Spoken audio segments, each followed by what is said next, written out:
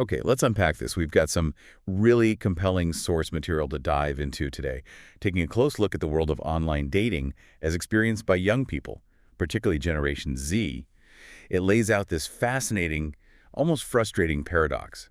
On the one hand, online dating platforms promise this explosion of potential connections, an unprecedented number of people literally at your fingertips, just a swipe or a click away. Right. The technology is designed to maximize choice and access. You'd think with millions of users and sophisticated algorithms, finding someone compatible or even just someone to connect with would be easier than ever before. Exactly, that's what it should do. But the sources we have tell a different story. The reality reported by young people is often one of increased loneliness and, well, significant difficulty in actually forming meaningful relationships through these very same platforms. It seems like the incredible potential isn't translating into satisfying outcomes for many. It's a disconnect that's really worth exploring. The sheer volume of possibility, paradoxically, seems to create new barriers or maybe amplify existing ones, leading to experiences that feel isolating rather than connecting. And that's precisely what our deep dive is all about today. We're focusing specifically on the experiences of these young daters, Gen Z navigating dating apps and the broader digital dating landscape. Okay. To do that, we're pulling insights from a couple of key sources. A news article that delves into the social dynamics and cultural anxieties around online dating for this group, highlighting something really interesting called the cringe factor. And the other piece complements this by looking at the more serious consequences. A psychiatric perspective that examines the significant mental health and safety implications tied directly to using these digital dating tools. Yeah, Together, they give us a pretty comprehensive picture, I think. absolutely. Yeah. So our mission is clear. We want to distill the most crucial insights from these articles. We aim to understand the unique challenges young people face on these platforms, the very real psychological impacts they're experiencing, and the critical safety considerations the sources flag. Right. It's all about giving you, our listener, a clearer, more nuanced understanding of this rapidly evolving and frankly vital area of human connection in the digital age. Yeah, it's not just about understanding the mechanics of swiping, you know. It's truly grasping the complex emotional and social environment it creates for an entire generation seeking connection. So let's jump right into what one of our sources, a New York Post article, identifies as a really surprising and impactful cultural phenomenon shaping how Gen Z interacts on these apps.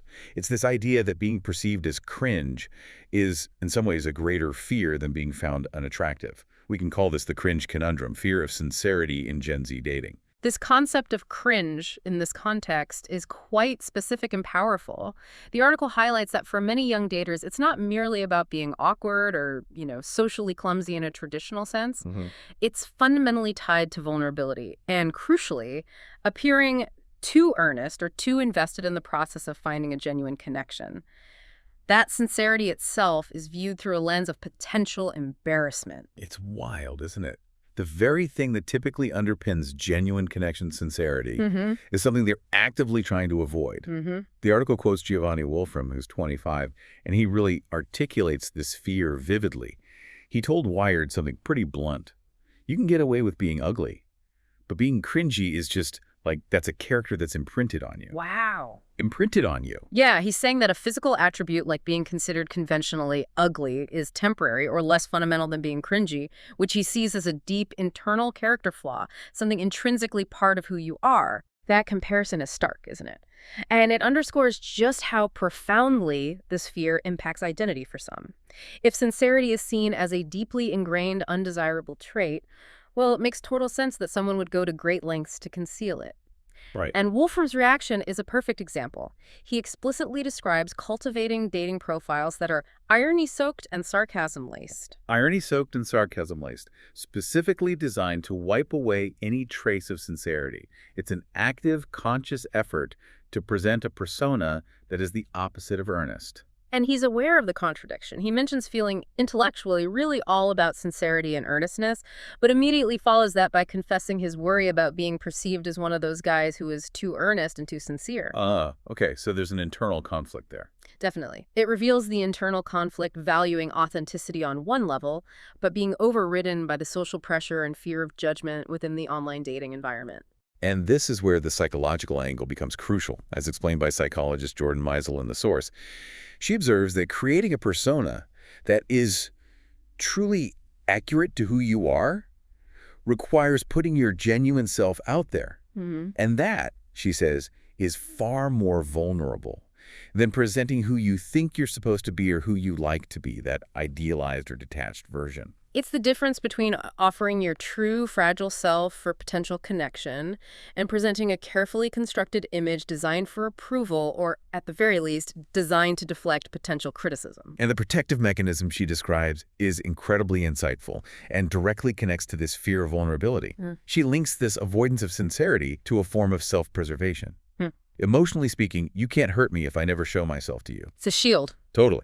If you maintain a layer of irony, detachment, or nonchalance, you create a buffer against rejection based on your authentic self. If they reject the ironic persona, well, that wasn't the real you anyway, right? It's a defense strategy, but one that, as the source implies, might be self-defeating. It protects you from a specific type of hurt rejection based on genuine vulnerability by ensuring that genuine vulnerability is never actually offered in the first place. Right. You might avoid that specific sting, but you also block the possibility of connection based on true understanding. The article provides specific examples from young daters, Yeah. illustrating how this plays out. There's Annabelle Williams, also 25, who finds it genuinely embarrassing if someone on an app states outright what they're looking for, like looking for a long-term relationship. And she interprets that directness not as a positive sign of someone seeking a serious relationship, but negatively as a sign of desperation, someone who is just looking for anyone, not someone specifically interested in her. Wow. So that direct, sincere statement of intent gets filtered through this cringe lens and becomes a turnoff. It highlights how the culture on the apps can twist even a straightforward, honest declaration into something perceived as undesirable or awkward. And Erica Dick, who is 24, captures a more baseline level of this discomfort. She feels that just being on the apps is already a little cringe, inherently. And because she feels that awkwardness is baked into the experience, she actively wants potential matches to acknowledge that shared discomfort, to kind of break the tension. It shows that for some, merely participating in online dating feels like putting yourself in a socially precarious position. So there's this widespread feeling that the platform itself and the act of using it carry a certain social stigma or awkwardness, and any display of genuine effort or raw emotion like sincerity just amplifies that feeling of being cringe. And the article makes a crucial point about the consequence of all this effort to avoid appearing too invested. By trying so hard not to look desperate or cringe, by curating these ironic, detached profiles, Gen Z daters may just be swiping away the real deal. That's the powerful irony, isn't it? The very strategy intended to make them attractive, to make them seem cool and sought after, might be actively pushing away the people who are actually looking for depth and authenticity. They're creating a barrier against the kind of connection they might secretly desire. The source uses the phrase carefully curated, hyper-filtered expectations. The intense focus on presenting a perfect, detached image might blind them to the genuine connection that doesn't fit that narrow mold. It really raises the question of whether the performance required to navigate the cringe landscape ultimately undermines the very goal of finding a meaningful relationship. You know, if you're constantly worried about appearing too interested, how do you ever signal enough interest to build something real? And the source implies that this intense focus on avoiding perceived cringe and the resulting lack of sincerity is a significant factor in why many young people are still single, despite having access to this vast pool of potential partners online. Yeah. The mechanism designed for connection might be fostering disconnection due to these social anxieties. It seems the pressure to be cool and detached online is a higher priority than the potential reward of genuine vulnerability for many. But it's not just about staying on the apps. The article touches on the fact that this app fatigue and the whole cringe minefield are pushing some Gen Zers to actually look for connection elsewhere, exploring alternatives to traditional online dating. Yes, and this part is quite telling. The desire to connect hasn't disappeared. They're just finding the current online methods frustrating or, anxiety-inducing. Right. So they're trying things like seeking out matchmakers, posting boyfriend applications on TikTok, which is a very public, performative way to seek connection, perhaps still within a cringe-aware framework. Interesting. Or even going back to much older methods like trying to meet people in person in everyday settings. Like grocery stores. Huh? The Smirnoff study mentioned in the source found that nearly half of single Zoomers actively wanted to meet a mate while grocery shopping. And even more strikingly, a significant 78% said they would rather connect IRL in real life than online. 78%. That percentage is massive, especially for a generation so integrated with digital technology. It truly highlights a strong underlying preference for face-to-face interaction, even if the digital world is where they spend a lot of time. Wow, 78% preferring IRL. That statistic really stands out against the backdrop of ubiquitous dating apps. It makes you wonder if the difficulties and artificiality of the online dating environment are making the appeal of spontaneous, organic, in-person meetings even stronger by contrast. It seems that way. The anecdote about Sarah Lappy at Tribeca's Whole Foods finding it easy to spark conversations just by needing help reaching something or using a friendly smile without being too forward. It illustrates that the low-stakes, less performative nature of real-world interaction can be a refreshing alternative to the anxiety of curated online profiles and the fear of being cringe. So despite the dominance of dating apps, there's this clear yearning for connection that feels more authentic or less fraught with social anxiety. It suggests a fundamental human desire for connection that the current online landscape isn't fully satisfying for many young people. It's a fascinating tension. The technology offers maximum potential reach, but the human experience navigating that technology leads some to retreat to older, simpler methods in search of something more real or, frankly, less stressful. Okay, so we've explored the psychological barriers to connection stemming from things like the fear of cringe and the avoidance of sincerity. Now, let's transition to the other side of the coin, moving into the negative emotional outcomes and the mental health toll that online interactions can take, drawing from the insights in the Psychiatric Times article. Right. This brings us back to that paradox we started with, and specifically focuses on the mental toll, ghosting, and the loneliness paradox. This is where the rubber meets the road in terms of the real-world impact of these digital dynamics. The source explicitly states the paradox. There is a tension between what should allow for increases in connection versus the reality that young individuals are experiencing drastic increases in loneliness through the pervasive influence of technology. It's a really stark juxtaposition.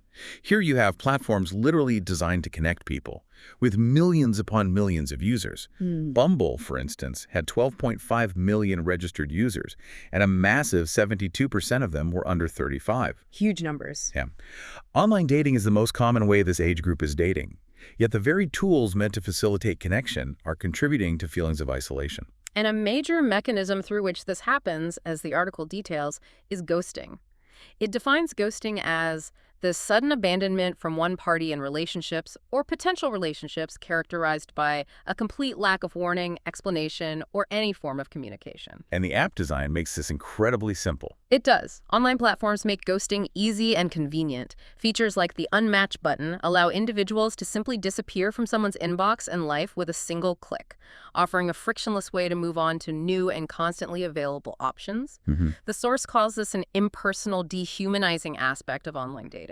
Dehumanizing, that's a strong word. But thinking about it, it fits. It reduces a person you've been interacting with, perhaps sharing vulnerabilities with, to just a profile that can be instantly erased without any acknowledgement of their existence or feeling. Exactly. Compared to ending things face-to-face or even with a phone call or text that requires some level of direct interaction and discomfort, the digital interface provides new avenues for ease and anonymity for the ghoster. It creates an effective barrier to avoid any difficult conversation or emotional confrontation, enabling this rapid, consequence-free disappearance. And it's incredibly common. The source states that 1 in 4 individuals have experienced being ghosted. Which means millions of young people navigating these apps have gone through this specific form of sudden abandonment, and the immediate emotional fallout is significant. People report feeling sad, hurt, angry, and disillusioned. But the impact isn't just fleeting, right? The article highlights concerning long-term mental health effects. This is where the cumulative impact becomes clear. A study cited in the source found that a substantial 44% of respondents agreed that ghosting had long-term impacts on their mental health. 44%, that's almost half. It is. And these impacts include significant and lasting negative effects like lowered self-esteem, decreased trust in relationships, and increased depression. Lowered self-esteem and decreased trust. Those are fundamental building blocks of healthy relationships and overall well-being. And again, it feels like the digital environment contributes to this. The ease of changing usernames, Blocking, unfollowing across various social media platforms means someone can truly vanish from your digital life, reinforcing the finality and mystery of the ghosting. It's a constant reminder of the lack of control the ghosted person has and the ease with which they can be dismissed. And the lack of explanation leaves the individual to fill in the blanks, often with self-critical interpretations. The article's case study of Jim, a 19-year-old, really brings these statistics to life and shows the devastating trajectory the emotional impact can take. Jim's story is quite powerful in illustrating this. He spent months on Tinder, struggling to even get matches. This period of low activity on the app negatively impacted his self-esteem, making him feel acutely that he had nothing to offer compared to the seemingly endless stream of attractive profiles he saw. That initial difficulty alone, the constant exposure to perceived alternatives and lack of validation, sounds incredibly damaging to a young person's sense of self-worth. It creates a fertile ground for insecurity. Then he finally matches with Angela and they date for a few months. During this time, the source notes, he experiences a reduction in his anxiety and depression. He feels motivated, likely buoyed by the connection and validation. So it shows the positive potential. Absolutely, when a connection does form. But then, without any warning, after they had made concrete plans, including for a trip together, she stops responding. He discovers he's been ghosted when he sees she's unmatched him. And his reaction, as described in the source, is visceral. He was crushed, felt easily discarded, and interpreted the experience as a massive rejection. This wasn't just a minor setback. He saw it as definitive proof that he was a nobody. Easily discarded. That phrase really captures the dehumanizing element we discussed. It strips away your significance. Precisely. And the source highlights how this single, devastating experience of ghosting significantly escalated his pre-existing anxiety and depressive symptoms. He turned to daily use of alcohol and cannabis to cope with these intense feelings of worthlessness that were cemented by the ghosting. Oh, wow. His conclusion after being ghosted, I will never find someone. It validated his deepest insecurity, turning a temporary setback into a perceived permanent state of being unworthy of connection. It shows how fragile self-esteem, exposed on these platforms, can be shattered by the bluntness of ghosting. That's the core takeaway from Jim's story, how the ease and impersonality of ghosting can take an individual already struggling with self-worth issues, amplified by the platform's focus on superficial metrics, and send them into a severe downward spiral with serious coping mechanisms like substance abuse. And the source doesn't stop there. It explicitly connects these individual experiences of ghosting to the broader societal issue of loneliness among young people. Yes. It suggests that the impacts of ghosting, combined with other aspects of online dating, may play a part in the epidemic of loneliness in youth. The mechanism is multi-layered. First, the constant rejection inherent in the swiping process and the low match rate diminishes self-esteem. Then, the platform's emphasis on physical attributes and immediate visual impression in profiles further increases negative self-image and dissatisfaction if users don't measure up to perceived ideals. So just using the app even before interaction could be damaging. Exactly. And then, even when a match does happen, the interaction rate is low. The source notes that around 50% of matches do not respond. 50%. Yeah. So half the time, that little thrill of a match just leads to silence. Right. It's like a constant cycle of hope and quiet disappointment. And it's this relentless cycle of potential connection followed by silence, dismissal, or sudden disappearance like ghosting that perpetuates personal feelings of abandonment and loneliness. You're surrounded by options, constantly shown potential connections, but the frequent experience is one of being ignored, rejected, or vanished upon, leading to deep feelings of isolation despite the technological promise of connection. It creates an environment where vulnerability feels pointless because the interactions are often transactional and easily disposable. You're navigating a crowded digital space, yet the experience is one of profound interpersonal solitude and feeling easily replaced. The endless conveyor belt of choice, as the source puts it, can foster unstable and transactional budding romances, where it's simply easier to disengage without explanation than to invest or communicate difficulties. It's the dark side of the paradox, unlimited access leading to experiences that reinforce worthlessness and isolation. So we've covered the social anxieties around sincerity and the significant emotional and psychological toll of things like ghosting. But the challenges of online dating, as the source makes clear, go beyond emotional distress to include very serious physical safety risks. Right. This leads us into the safety imperative, risks beyond emotional harm. This is a critical area the Psychiatric Times article highlights. The source is unambiguous. The risks of online dating can go beyond disappointment. It points to a concerning rise in cybercrime, sexual harassment, and sexual exploitation online, directly linked to these platforms. Okay. The consequences are severe. Increased psychological distress, trauma, and mental health issues in young individuals. So the mental health impacts aren't just from ghosting or rejection, they're also from exposure to criminal and abusive behavior. The article gives a specific example of online sexual exploitation. Yes, describing scenarios where individuals are asked for nude photos or sensitive personal information, which is then used as leverage, with threats to display them online unless certain favors or payments are made. That's basically digital blackmail. It is a form of digital blackmail and coercion. And how prevalent is this? Studies mentioned in the source, looking at various forms of image-based sexual exploitation, found occurrence rates between 20% and 33%. 20 to 33%. That means up to a third of individuals could potentially experience this. It's a shocking statistic and underscores the scale of the problem. Yeah, absolutely. And crucially, the source points out that this happens more often in youth. The age group between the ages of 16 to 29 is identified as the most likely age group to experience this form of exploitation. Young people are disproportionately targeted. And the very design and policies of the platform seem to create vulnerabilities that facilitate this. The source calls out the lack of background checks on dating apps.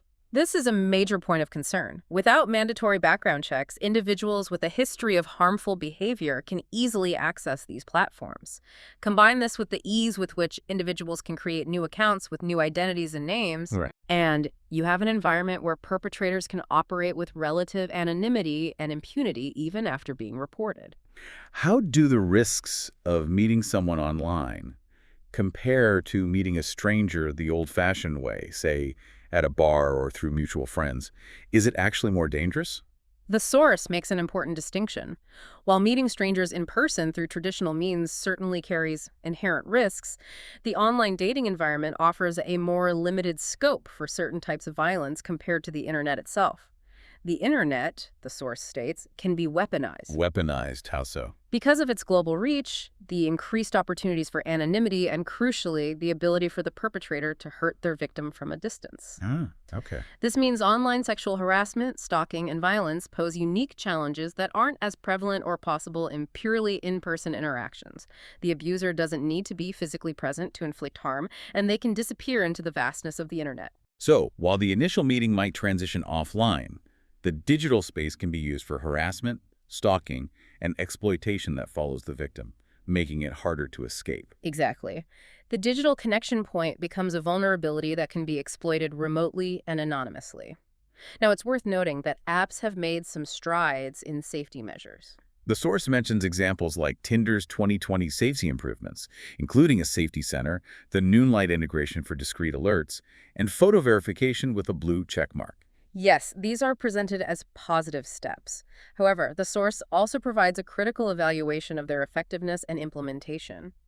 It notes there's no mandatory tutorial for users to learn about these features they have to actively seek out the information. So you might not even know these tools exist unless you go looking. That seems problematic. Correct. Furthermore, the source questions whether these features are enforced in an effective way is uncertain. And even features like photo verification aren't a guarantee of safety.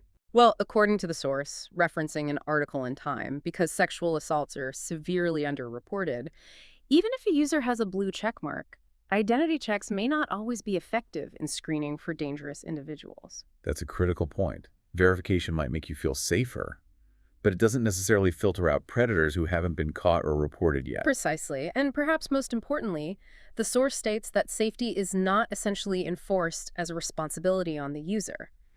Apps provide guidelines, but they're primarily written documents users can choose to read or not read. Right.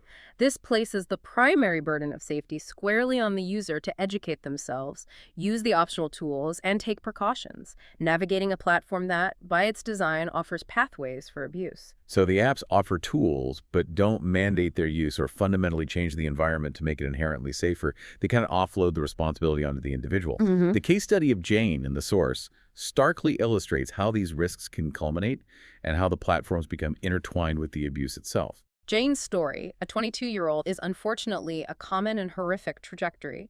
She met Greg on an app. After a few dates, she felt comfortable enough to invite him to her apartment where she was sexually assaulted. That is devastating on its own. But the source emphasizes how the digital connection point allowed the abuse to continue and escalate after the initial physical assault. This is where the online nature of the relationship becomes a tool for the abuser. The source states that over the next few days, Greg continues to stalk and harass her online, threatening to assault her again. Oh my God. The app provided the initial link, and then the digital connection became the pathway for ongoing terror and control. And this online abuse wasn't the end.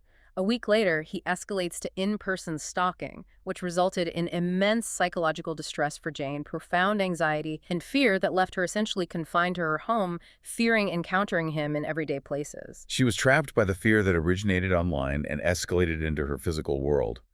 The app wasn't just the place they met. It was part of the ongoing mechanism of abuse. And this leads the source to its most powerful critique regarding platform responsibility. While stalking and assault predate online dating, the online experience changes how victims process incidents, and crucial prevention measures are difficult when the platforms themselves provide ease of access to a large, readily accessible pool of vulnerable people for perpetrators to choose from. A large, readily accessible pool of vulnerable people. That phrasing is chilling because it highlights how dating apps with millions of users openly seeking connection are also potential hunting grounds. It frames the sheer user base not just as an opportunity for connection, but as a potential resource for those seeking to exploit others. And the apps facilitate this by making it easy to develop multiple connections simultaneously, meaning perpetrators can target many people at once and are an easy way to recreate false identities for repeat offenses. So one account is reported, they can just create another. Exactly. And continue targeting users. And the source provides a truly alarming example of this systemic failure, detailing the case of a repeat sexual offender. Okay, what happened there? This example is stark and underscores the consequences of platforms potentially not acting on reports. The source describes a repeat sexual offender who continued to be an active member on the Match app system, which includes multiple dating apps under one umbrella. Right. His profile was only deleted when an official police file was reported. Only after police got involved. Yes. And the source points out that this happened despite multiple women reporting to Match Group about the sexual assaults prior to his arrest. Multiple women reported him. Yes, and the source explicitly states that the app had been aware of the assaults for years and continued to allow him access to dating applications. They were aware for years, received multiple reports, and he was still allowed to use the platform. Yeah, That's unbelievable. Right? That's what the source indicates. And the conclusion drawn is damning. The app system, by allowing this individual to remain active despite reports, became a tool to facilitate his abuse. It enabled increases in targeted attacks and mentally and physically harmful practices at a greater scale than might have been possible without the platform providing access to so many potential victims and the ability to recreate profiles. That shifts the perspective significantly from the app being neutral meeting ground to being an active enabler of harm due to inaction and, frankly, design flaws. The open-endedness of the dating app program, facilitating multiple, endless possible connections on a more efficient and greater scale, inadvertently or maybe advertently created these increased opportunities for abuse. It raises profound questions about accountability when a platform is aware of dangerous users and potentially doesn't act swiftly or effectively enough, becoming, as the source states, a tool for their harmful behavior. So we've laid out a pretty challenging landscape. The social pressure to avoid sincerity out of fear of being cringe, the deep emotional and psychological toll of ghosting and constant rejection contributing to loneliness, and the critical, sometimes life-threatening physical safety risks facilitated by platform vulnerabilities. It paints a picture where the technology isn't just failing to connect people, but actively causing harm. Let's move to our final section, Paths Forward, What Can Be Done, which explores the potential solutions and the roles different stakeholders, primarily individuals and the platforms themselves, can play based on the suggestions in the source material. Okay. The source looks at this from two angles: how individuals can be supported in navigating this difficult environment, and what fundamental changes the platforms themselves could implement. For individuals, the source suggests that mental health professionals have a role to play. They need to tailor their treatments to acknowledge and address the realities of the new online dating landscape. Meaning that clinicians shouldn't treat online dating experiences as trivial. They need to actively ask patients about their feelings and experiences on these platforms, understanding that dynamics like ghosting, constant comparison, and exposure to risk are having real impacts. Yeah. By acknowledging this, they can help patients develop coping strategies. What kind of strategies does the source suggest clinicians can help with? They can promote healthier social media use, which includes practical advice like setting boundaries around when to use dating apps and when to take a break to avoid burnout and excessive exposure to negative experiences. Taking breaks seems crucial. Definitely. And they can also help patients develop appropriate precautions and realistic expectations for online interactions. Realistic expectations for a world of endless choice and ghosting. That seems key to protecting yourself emotionally. Exactly. The goal of these clinical strategies is to help patients process the experiences, manage the emotional fallout, and ultimately feel more confident and secure both on and off the dating apps by giving them tools to navigate the environment more healthily. So it's about empowering the user, which is necessary, but as we've seen, the source also implies the platforms have a significant role to play in changing the environment itself. The source asks, what can the dating apps do differently to address the source of these problems? And it introduces ideas from research, specifically mentioning a study by Frost et al., which found that dating apps primarily prioritize displaying searchable surface-level attributes like ethnicity, religion, or height. Right, the easy stuff to filter by. Exactly. They neglect opportunities for daters to show their more personable attributes, things like sense of humor, kindness, or compatibility on a deeper level. So the design reinforces focusing on checklists of traits rather than getting a feel for who a person actually is. This ties back to the cringe point. If there's no space for personality, maybe all you have is surface-level presentation. Precisely. The platforms are built around quick judgments based on limited, often superficial information, which may contribute to the transactional feel and difficulty in establishing genuine connection or assessing someone's true character. And the source presents a really interesting concrete proposition from that early study to address this, creating a virtual date environment within the app itself. This idea suggests randomized matches could have a first date online in a virtual format before meeting in person. A virtual first date built into the app. Yeah, this environment could involve exploring virtual environments together, including interactive elements like games, verbal discussions, and video sessions. That's a fascinating concept. What are the intended benefits of adding this intermediate step? The source suggests two key benefits. First, it would provide a dedicated space within the app for individuals to connect authentically and show the full dimensions of their personality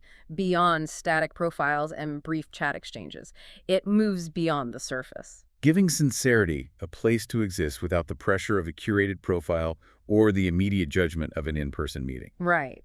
And second, and critically, it could help online daters decide if they feel comfortable or safe with their matches before taking the leap of meeting in person. Ah, a safety check. Essentially, yes. It builds in a required safety assessment step, allowing users to get a better feel for someone's behavior and communication style in a lower-risk environment before arranging a physical meeting. That's a powerful combination, addressing both the depth of connection issue and the safety issue with a single design change. It forces a moment of more genuine interaction before physical vulnerability is introduced. It fundamentally changes the flow from swipe, chat briefly, meet in person, to swipe, virtual interaction, to assess compatibility safety, then meet in person if comfortable. It adds a layer of intentionality. And what about ghosting? Can the platforms do anything to mitigate that pervasive and damaging behavior? The source strongly suggests yes, they can and should. While apps are currently aware of the harm ghosting causes, their policies typically do not include it as a reportable offense. Which seems odd, given the impact. It does. The source poses provocative questions about the potential impact of changing this. Could standard reporting of ghosting lead to a decline in this problematic behavior? Just making it reportable might discourage it. It's possible. It would at least acknowledge the behavior and its impact. The source goes further, asking, would the option for users to provide specific, tailored feedback for their reasons for unmatching allow for a degree of closure? Like a standardized way to say it wasn't a match or offer a specific reason, instead of just vanishing. Yes, suggesting options like a brief letter, a survey, or a checklist. The question is whether providing this small amount of information, compared to complete silence, could give the ghosted person a sense of reclaimed autonomy or control over the experience, preventing that total feeling of seeing in silent abandonment. That's a fascinating idea. It doesn't force interaction, but it offers a potential path away from pure, unexplained disappearance. And then the source poses perhaps the most significant question regarding platform accountability for ghosting. Repercussions for this behavior, such as account suspension following multiple complaints of ghosting, should be considered, given the devastating emotional consequences it can create. Account suspension for repeat ghosting. That would be a drastic policy shift, wouldn't it? But one that acknowledges the severity of the emotional harm. It would indeed be a major policy change, moving ghosting from a frustrating but accepted part of online dating to behavior with potential consequences. The source argues that given the documented devastating emotional consequences, such repercussions are a serious consideration for platforms claiming to facilitate healthy connections. So, the takeaway from this section is that while individuals absolutely need strategies and support to navigate the current challenging environment, the platforms themselves are not passive players. Not at all. They have a significant responsibility and the potential to make fundamental changes to their design and policies to foster environments where genuine connection and user safety are prioritized over sheer volume and frictionless interaction. Absolutely. Addressing the loneliness, mental health impacts, and safety risks requires a multi-pronged approach, with a clear role for platforms to move beyond simply connecting profiles to actively creating safer, more conducive spaces for meaningful human interaction. Okay, we've taken a really deep dive into the source material. We've unpacked the surprising and counterintuitive impact of the fear of cringe on young people's willingness to be sincere online. We've explored the profound emotional and psychological harm inflicted by pervasive ghosting and constant rejection, and its clear link to increased loneliness. And we've confronted the critical physical safety risks that are facilitated by current platform vulnerabilities, highlighted starkly by examples where apps became tools for abuse. Understanding these dynamics is absolutely crucial in today's world, whether you are personally navigating online dating, supporting someone who is, or simply seeking to understand the powerful forces shaping how young people are attempting to find connection in the digital age. Yeah. It's a landscape brimming with potential, but clearly fraught with significant, sometimes devastating pitfalls. And it leaves us with something significant to ponder as technology continues to mediate more and more aspects of our search for human connection.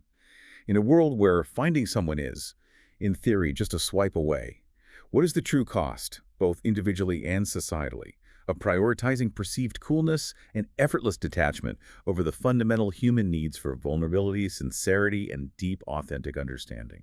And looking forward, how can we collectively foster environments, both online and off, where sincere connection and safety aren't just afterthoughts or optional guidelines, but are paramount principles embedded in the very way we design and interact within these digital spaces? What steps, large or small, are truly needed to foster deeper connections in a world seemingly optimized for the shallow swipe?